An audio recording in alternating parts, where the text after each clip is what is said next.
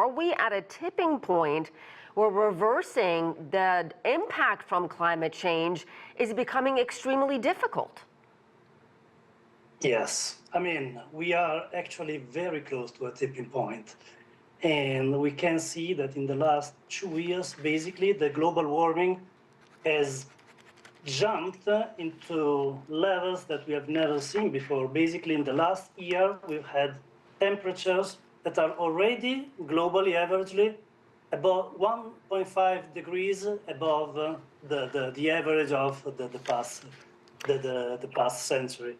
So this was the threshold that was put as the safety level, and we have already passed it.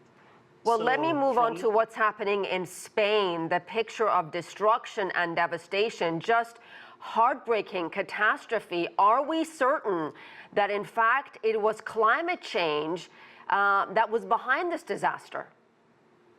For sure, it's climate change behind this disaster. I mean, like what we see is that we have a Mediterranean Sea that is much hotter than average for many, many months, even years. And this basically creates all the conditions for the atmosphere to be more unstable, to get more water vapor, and to have more energy, because this heat is basically turbo fuel for these storms that come. And being the atmosphere, you know, like so unbelievably unstable and energetic, you know, like the disaster is what we actually saw. So, Stefano, is this the new normal? More frequent, intense, torrential downpours, flash floods, hurricanes are starting a lot earlier. They tend to be a lot stronger. Then we have record-breaking heat in the summer. Is this something we're just going to have to get used to?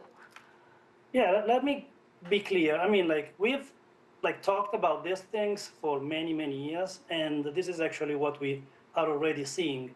And actually, we haven't experienced everything because, you know, like the warming trend is going ahead.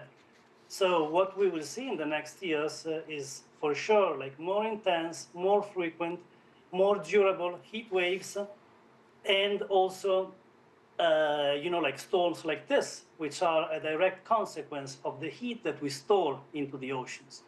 So going back to what we're seeing in Valencia and Spain, would the damage and destruction be this severe, this bad, if the area had more resilient climate infrastructure?